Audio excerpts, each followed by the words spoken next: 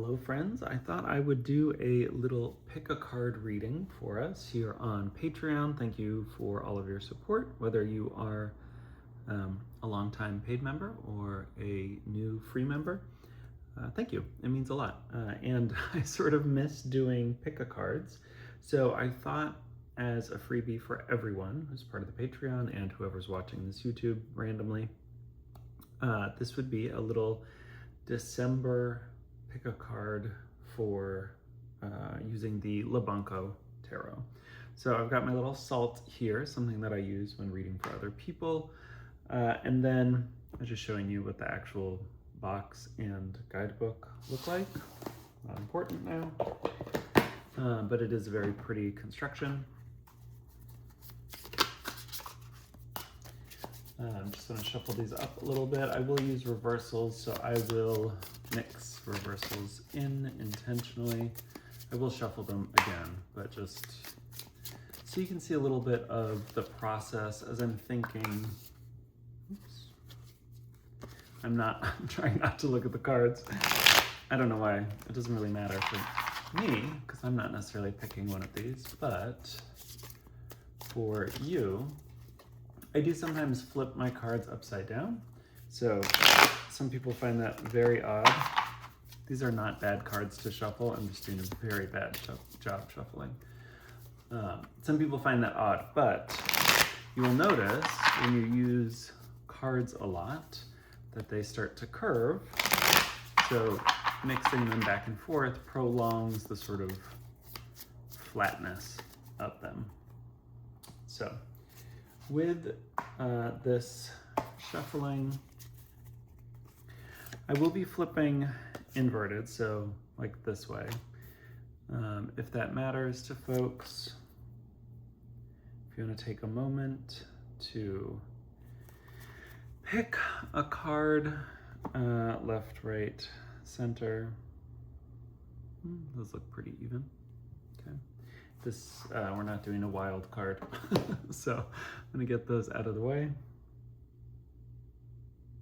All right, so the first card, we have the 10 of Swords. Oh, let me turn off my autofocus. There we go. We have the 10 of Swords in reverse as the first card.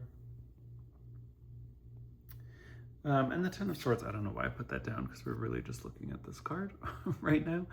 So if you pick left, the first card, it's 10 of Swords in reverse. Right, I mean, this feels like someone who obviously is suffering, but they've been in a bit of a cage, right? So you can sort of see their tutu has like, I don't know, it feels like netting. It's sort of like a hoop skirt kind of a situation. And so with this ending, painful though it may be, it really feels like a kind of freedom in it. The fact that it's reversed doesn't mean that much to me in this instance, just because I'm so drawn to the visuals of it anyway. That's one of my techniques for reading reversals is, do I see something in the image that I might not otherwise consider? And in this case, right, thinking of the visuals, going back to, sorry, I have shaky hands. Right, going back to this image, I'm really struck by the way in which they seem to be bowing to a, either setting or rising sun, right? And so there's this idea not only of breaking free or being freed from a potential painful cage, right? A kind of an ending that's painful, but actually, in the long run, it's a good thing, right? As we often hope endings are. But in particular, because they're sort of like bowing to this sunrise, sunset kind of thing. It feels almost like, I don't know, worshiping the process of cycles that, continue and end, as opposed to letting them play out naturally. So this may be, it feels almost like a warning, right? To not sort of worship the need to end things and to be constantly reborn. It's funny, I was just writing in my newsletter about you know, how the beginning of a new year can feel like a rebirth, or an opportunity to restart, to reinvent. If you chose this card, it feels like maybe don't overstate that experience, that need to restart just because there's a new year, that there might be a little bit of, I don't know, like idolatry of the new, right? That there's this desire, it's like, oh, if I just, you know, break everything down that I have and restart, that's the, you know, that's always going to be the winning formula for a change, for transformation. And while it is true that yes, we do have to go through death in order to be reborn, I mean, that's sort of the funny thing about people saying, oh, death just is like a rebirth. It's like, well, you got to die first before you can be reborn, and that part sucks still. Right, this is sort of saying like, okay, don't rush into it. Don't think that that's the only option here. So there may be a sense of rebuilding, of going back to old plans and not having to break down the whole system just to be freed from those old constraints. So yeah, reversed cards can be a little bit more complicated in my interpretations, which is funny since I get, you know, often more reversed cards than anything else. Watch, all of these are going to be reversed probably. The second card is the Seven of Pentacles in reverse. And here we have someone who is, they almost feel consumed by all of the things that they've created. And I'm reminded of a reading that someone gave, a collective reading a couple of months ago, about the need to sort of declutter, right? That there's a lot of stuff that has been, that you've probably built up. Sorry, I don't know why it's not auto-focusing for me. There's a bunch of stuff that has been built up, and now you may feel a little bit like you're drowning in it. So December, definitely don't overspend, don't overbuy just because stuff is, you know, seems like there are good deals. A bit of a warning on that front, again, with this reversal. Yeah, don't over invest in stuff. Perhaps don't overspend in general, but certainly be aware of just sort of like the material that you're collecting. I also just had this ping for some of you. It may also be about the like traces that you leave in terms of like cybersecurity. So for those of you who are trying to fly under the radar, you know, definitely like clean up your cookies, use VPN, that sort of thing. But yeah, there's, you know, really paying attention to sort of your traces, physical, virtual, the stuff that you collect and you end up carrying around with you and you end up getting sort of like caught in and stuck under. That feels very much like the vibe here. Anything else from this card? You know, I do see, as I said, when I'm looking at reversals, I often look at visuals and sort of scrying. Down here gives me a little bit of bunny ears. If we actually look at the card right side up, it's probably just a leaf. That would make sense in the context of this lovely image. But it has bunny ears to me, and when I'm looking at it scrying, and this has a kind of Grecian maiden kind of energy to it. And together it feels a little bit like sacrifice, also potentially things related to pregnancy. So do with that what you will. If you are looking for that sign or not looking for that sign, act accordingly.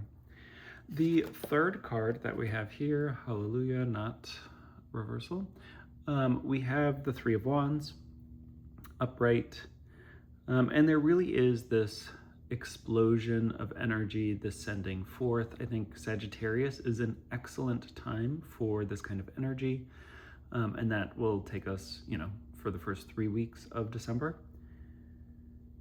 Really tapping into expansive fire, expansive passion. There is a little bit of letting go here. Like if you look at the gesture, they're sort of flinging the wands, sort of saying like, go where you're going to go, grow where you're going to grow. And I really like that idea of creating and releasing and then seeing what takes root. So one of the things that we often forget with the wands when we focus too much on their fire nature is that they, in many depictions, are growing things from them, right? So it's this initiation, this opportunity for growth. In this case, it's coming out of a kind of chasm or ravine.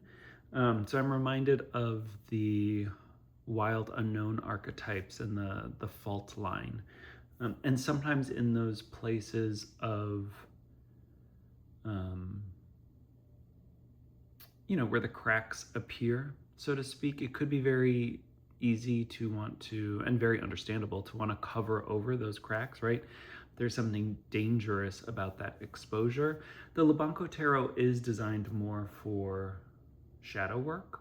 And so it's not really surprising to see something vital and empowering and creative and energizing emerging from those cracks. So definitely allow them to breathe, right? Allow those wounds to be open enough to heal and to, allow something new to emerge from them. I suspect that it's not really going to be voluntary, that you're just going to experience this. So even if you don't necessarily let them breathe, they will have their breath. And so don't be surprised when that happens if you were trying to avoid that. If you chose all three, I can see this as providing an overall sentence somewhere along the lines of, not having to completely rethink things, right? Going back, not to square one, but maybe square four. Recognizing that you sort of become overburdened, there's too much stuff.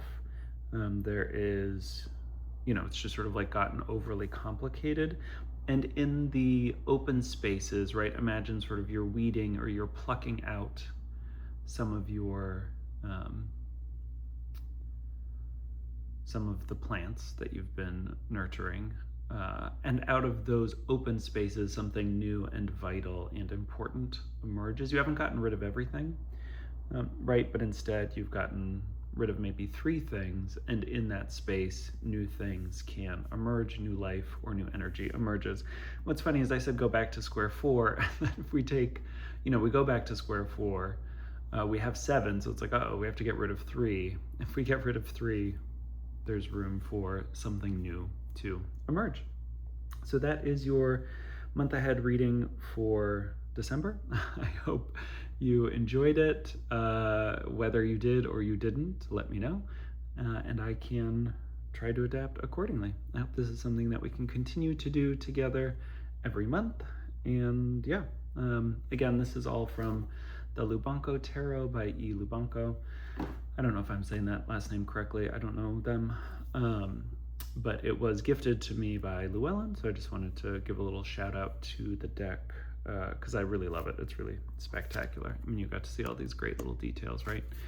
But here's the Ten of Swords upright, so you can see what's going on there. And then the Three of Wands again. All right, talk to you later.